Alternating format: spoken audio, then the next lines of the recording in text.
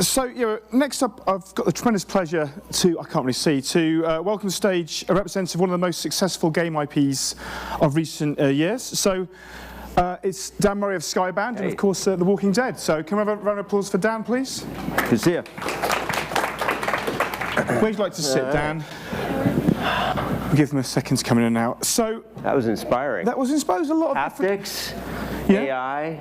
It's a future. Neural voice. God, there's like so much work to do. It's not going to be like that, though, is it? I'm sweating. It's not going to be like that because it's going to be all. It's going to be all like a post-apocalyptic wasteland. We're going to be struggling with bits of wood and.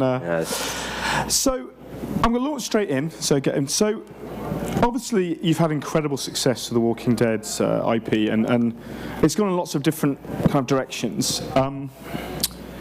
Can you tell me a little bit about how that developed and how you kind of came to engage with the mobile industry in particular? How did you kind of get involved in the mobile games space? Yeah, sure. Well, when I started working with Robert and David Alpert and joined Skybound, they'd already had a bit of success in games, obviously with Telltale. Yeah. And so first off, when I got involved, there was like, let's do more of that. Yeah. Which meant basically really leaning in with the development process with our partners very closely. I came from game development space, so we basically wanted to work just basically more proactive. Yeah. And they'd already done something on mobile. They'd actually produced their own game called Walking Dead Assault.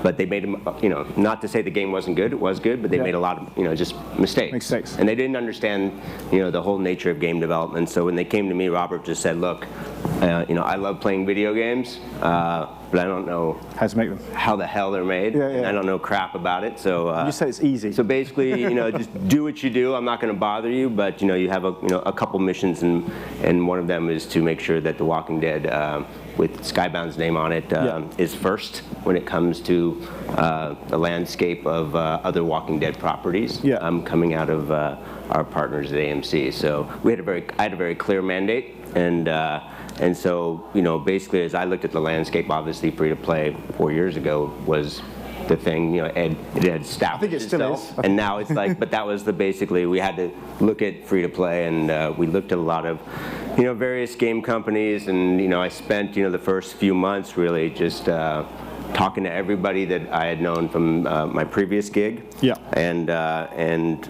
it became pretty clear that when we met Scopely, that they had similar ambitions in mind as we did to really come out strong with our first product, with The Walking Dead on mobile aggressively, and do something that really embraced the community. And so that was basically it. We looked at a lot of, just listened to everybody, and I was fortunate enough to be courted by people because The Walking Dead was very valuable at that time. So when Scopely approached us, it was a pretty long-term discussion. Yeah.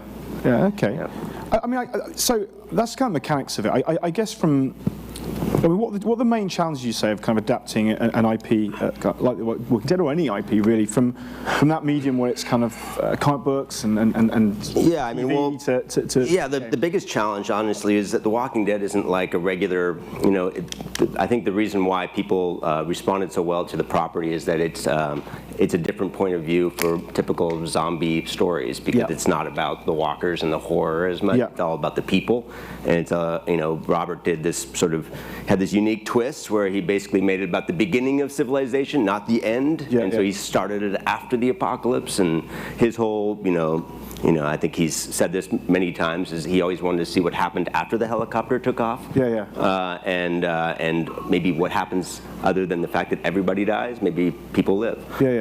So that kind of starts, that alone sort of, it makes the focus very clearly about character development and about story. And when we approached The Walking Dead, obviously it was tricky to try to, put narrative into a free-to-play game mechanic. Just a reminder that Dan Murray is now on a fireside chat with our There you go. CEO in track 1, so don't miss the fireside chat with Dan Murray. There we are. Look at that. Was that? Wow, you're first. The dismembered voice of above. It comes. That's quite good. Haptics. How did that work? AI. I don't know what's going on. I didn't do that. Did you do that? Is that a ventriloquist skill? Okay. So I'm slightly thrown by that now. That's okay. So story and narrative and free to play is a challenge, and Scopely recognized that as well. We spent 6 months iterating on that game with Iugo, obviously, and we had a lot of stops and starts. It wasn't easy at all. We brought in a guy named Jay Bonansinga who wrote all the Governor novels with Robert. So we actually brought in a novelist and then paired him up with a guy named Mike McCarthy who'd worked on a lot of Medal of Honor games. So a real sort of seasoned console game writer. So put those two together in order to basically, what we needed was an angle in.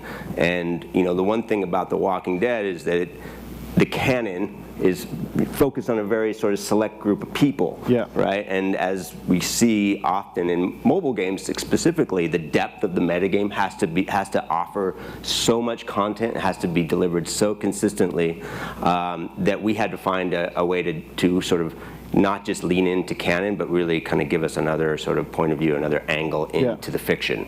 And so we wrote a whole backstory about the governor and then created new characters. And that gave us a platform to at least not be tied so specifically to what Robert had written, but to be able to write something on. I think that kind of ties quite nicely to my next couple of questions. I think I wanted to ask about how how close you work with licensees, but you kind of said there. Well, I'd say we're different. We're a production company. At the end of the day, our company does everything from film, TV, merchandise. We have a digital media group now. I'm just one spoke in what we call the Wheel of Awesome, which is our business model, because our business model is different than typical media companies are built like verticals. They're verticals and everything's sort of siloed off. But Robert wanted to build a media company, and we've used The Walking Dead as our Trojan horse. We're not shy about admitting that. It really has been the way for us, by retaining those rights around the comic book, to build all these different unique businesses. But we build them around the creator, and so it's not just about building content around the creator, but it's also about aggregating our community and our audience. And so, to answer your question, we just lean in, and it's not brain surgery. It's just a lot of hard work and a lot of trial and error. That's obviously you talk a lot about the kind of the Scopely kind of partnership up there with Iugo, but how was it different? Was there any difference with working with the Telltale guys? Because obviously you have a different relationship history kind of with. Look, Telltale, when I first joined the company, Kevin and Dan, I had lunch with them. And it was a little testy, because I was like the new guy coming in, and they were a little worried that I was going to come in and screw the pooch, for this. Obviously, The Walking Dead and with Telltale had been a very special experience. Gamers really, basically it resonated, and it sort of changed the outlook of like how an IP and a game developer could work by really taking chances and creating a whole new fiction. So it was tricky in that regard, because they weren't, they just didn't really know what I was going to do, and once they sort of saw the approach, and especially when we brought Scopely in, we just basically opened up the doors to both parties and started getting them chatting, versus the typical licensor approach, which would be to keep partners away and very kind of use a sort of a protection between them so that they can't speak, and we try to identify these business units. We just said, screw that. Let's basically get Scopely and Telltale on the phone as quickly as possible. Good talk to you. And Starbreeze, they got them talking as well. So I guess, again, how much of that, because it's a conversation, it sounds like, it's like, you can't do this. So how much were they, from game makers, able to influence the kind of direction? How much? So it's very different, obviously, because Telltale is so narratively focused. But exactly. Leeway, I guess. We know in the very beginning of the relationship between Skybound and Telltale, Telltale had, when they approached Robert to license The Walking Dead, it was a comic book. It wasn't a TV show. A lot of people don't know that. A lot of people think, oh, they were just licensing the TV show, but no, they'd actually done some licensing deals with Universal and with Back to the Future and Jurassic Park, and they wanted to sort of get away from that a little bit and they went after a graphic novel because they felt that was probably maybe more aligned with their audience. Yes. It just so happened to work out for everybody. The show became this huge hit. Got developed and became this huge hit. But that was the whole intention there. But I think the other thing to us is that we're a writer. Our company is it's started by a writer, and his partner David Alpert managed writers as well. So we helped staff some of their writers' room, and we helped introduce to Telltale the idea of like a television model, which is like put a bunch of writers in a room, and then let them compete, and then give different episodes to each other. And now they've scaled that up, and they've done pretty well. They've done pretty well as well. Telltale are doing well. Yeah, so we tried to take a little bit of that and put it into that mentality and put it into the free-to-play game.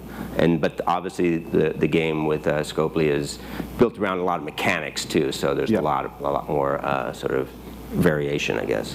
So we've talked a lot about the specifics of this, it's being The Walking Dead to different partners and some others. So more generally, obviously not all branded games kind of work. I mean, there's been some very public successes and some very public failures. That's the same with any business, but do you think there are some kind of rules to what will at least aid your success if you're a developer doing something in a branded? Sure. I mean, I get approached. I still get approached every week. At least. How many more games can you make? Everybody. It's because of this IP being so globally. Huge that I do get a call a week from somebody, and the biggest mistake I always see again and again is, hey, we have a game and we have these mechanics and it's a zombie thing with The Walking Dead on it. And it's just like that's a typical IP slap, and that's the opposite approach of how I think you can build, especially in mobile, an authentic experience, because I think that's the key, is that the mistakes they make is that they think that the mistakes are when a partner looks at an IP and think this is their solution to lower their CPIs, and it becomes a very specific thing about how to sort of, okay, we're just doing this from a business approach first, but there's no real attention to what the principle and the pillars of the IP are, because otherwise it's just shallow, and people on mobile specifically, they go in and in 5 minutes they're gone.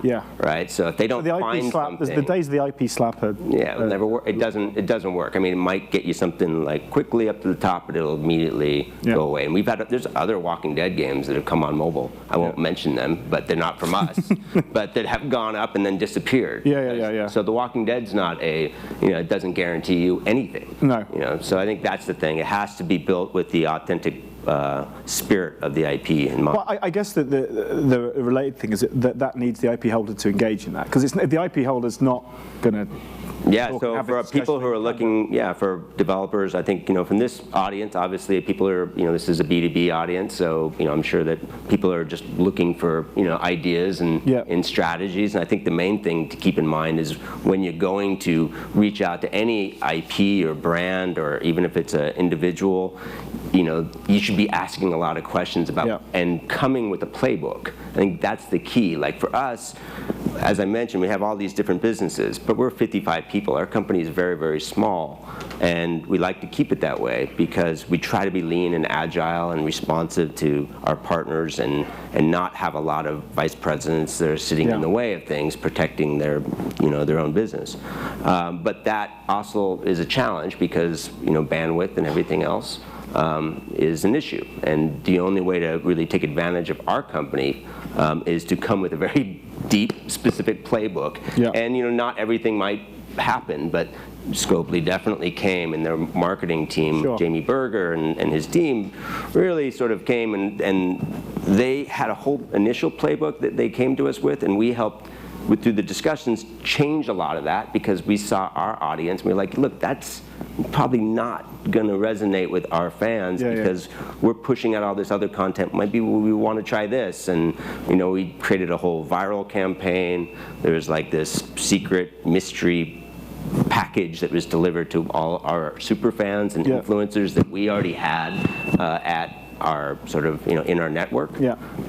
We built an API system in the game, so we actually had a direct digital link that would connect their network to ours. We, we did an influencer campaign with PewDiePie, Markiplier, and Cinnamon Toast Ken, but it was a very coordinated campaign that Greg Nicotero, who's the makeup artist, they basically they just went all in. Yeah, this doesn't and that sound was like the main thing. There was just a lot, and it wasn't just one campaign. There was about 50 campaigns. Some small, some big. Okay, but that's like you say. It sort of really comes from a point of both the brand holder and the kind of the games sort of studio really committing on both sides and kind of showing a kind of vision and working together. It's not, and it's always been very successful.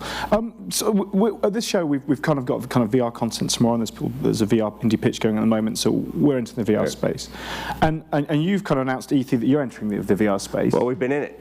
Well, okay. We did so we were the first to actually live action. We did something with Samsung. We did an original live action piece on Samsung Milk VR called Gone, and they approached us obviously right off the when Gear was just launching. But instead of making The Walking Dead, we made something. We were like, cool, we'll do something with you, but we have this idea to do this thriller based on child abduction. What could be more horrific than that? And that was the idea, the idea of actually being in a space and the idea of presence and then losing your child. There's nothing worse. So, so we did. That was the first thing that we did, and then we just recently, as you mentioned, we announced our partnership with Skydance, which is to really go into, the bet there is, again, Walking Dead, VR. We've done some stuff, with Starbreeze, but we're making a PC console shooter with those folks, and but we took an early bet on doing sort of a rail shooter arcade experience that would sort of help promote the game. But this is more all focused on narrative, and we want to do something that really takes advantage of the hardware in a unique way. So this is a big bet, and we're going there to try to do something. So again, it's different. Not just going to be a sort of standard zombie shooter. No, this will be. You don't do standard games. No, this will be. We're trying. I mean, I think that's the thing. We try to innovate, as best we can, and find partners who want to do that, and not be afraid to fail. And Skydance is coming all in to really take a big push into this space, and the idea there is to kind of let the environment sort of dictate to you sort of the story, and that's what we're trying to do. Looking forward to this. Already, that's good. So we talked a lot about Walking Dead, and it's great, and it's great to have that one. But obviously there's much more to. So much more. I can't wait to be busy. So what? The gift that keeps on giving. Are there other properties that you're kind of working on making to games, and how can you tell they're going to work? And can you tell us what they are? I mean, our company is it's not just about Robert, although Robert he's a pretty good writer, and he does a lot. He's a pretty good writer. Pretty good. We'll tweet that out for him. But we have a lot of other. He wanted to build a company for other creators to take advantage of it. It's really Skybound was built in the image of comics, really, and that meant sort of enabling creators to sort of build a company that does very, very creator-friendly deals where we can work with the creators to protect the rights around their IP. So we have some other, Robert IP, one being specifically for games that is top of the list, which is Invincible. Okay. Invincible is a comic book that Robert's been writing as long as he's been writing The Walking Dead. He worked at Marvel. And when he worked at Marvel as a young, just when he was getting started out, he thought that was his dream job, but he quit. And he actually went online and created the Kirkman Manifesto. So before viral was a word in videos that meant, sharing, it was basically went viral before that was even a term. And it was basically Robert just ranting about why creators should own their own work. So the whole mission, I think, that he's been pursuing is to back up what he did when he went on. And so, but he's been writing Invincible as sort of, because he loves the superhero sort of, obviously he's such a big fan of that genre, and he really wanted to create his own book that would, again, kind of like The Walking Dead did with zombies, sort of tackle that space in a unique point of view. So are you actively got game studios involved in projects, or are you looking for partners? It's hard. I mean, look, most people, especially in mobile, they're looking for, most companies want the brand that has a global audience. So everybody has one that's already there. But nurturing new IP, and this isn't a new IP. It's been around for 15 years. We sold over 4 million comics, and we're making a movie with Seth Rogen and Evan Goldberg are writing the script right now with Universal. Good time to get in then. It's good time to get in. Telltale. I'm not going to plug it anymore, but that's definitely, there's a lot of characters, so it's perfect. It's just that, obviously Marvel and DC sort of dominate this space, but we're looking to come after them. Okay. We're just about time, but has anybody got a question they'd like to ask Dan? Walking Dead is quite kind of, well, look, it's very interactive. It was very tired. I'll ask you one final thing then. Sure. So, what do you see? Do you see there being a new trend in licensed mobile games? You talked about something to be successful, and something's failing. Yeah. Well, I mean, is it this integrated? Sure. I think there's three things that I see that are really exciting in this space, and none of them, not all brand new, but obviously the global server technology and being able to do real-time game mechanics, competitive multiplayer. Supercell Clash Royale is a good example of that. I think they just announced, or there's some articles about Super Brawl that came out, which is sort of a marriage of console mechanics, but always having a sort of an asynchronous metagame. I think that's really exciting just for the platform and in general, that you see deeper mechanics and just more competitive social gameplay. So to me, that's just as a fan of playing games, that's exciting to me. The other two things are, Messenger platform. Really, I think that's something that once discovery is solved on those devices, I think Messenger, we've seen it already be a big deal in China. So, looking to the east, it's always we'll always tell you where we're heading. And then I think. And then AR, obviously. I think AR is going to be with mobile. I think it'll continue to be an exciting space. Okay, fantastic. Can I have a big round of applause, please, for Dan Murray, President of Skybound Interactive. Thank you so much for your time. It was great. And thanks for coming down. I'll catch you later.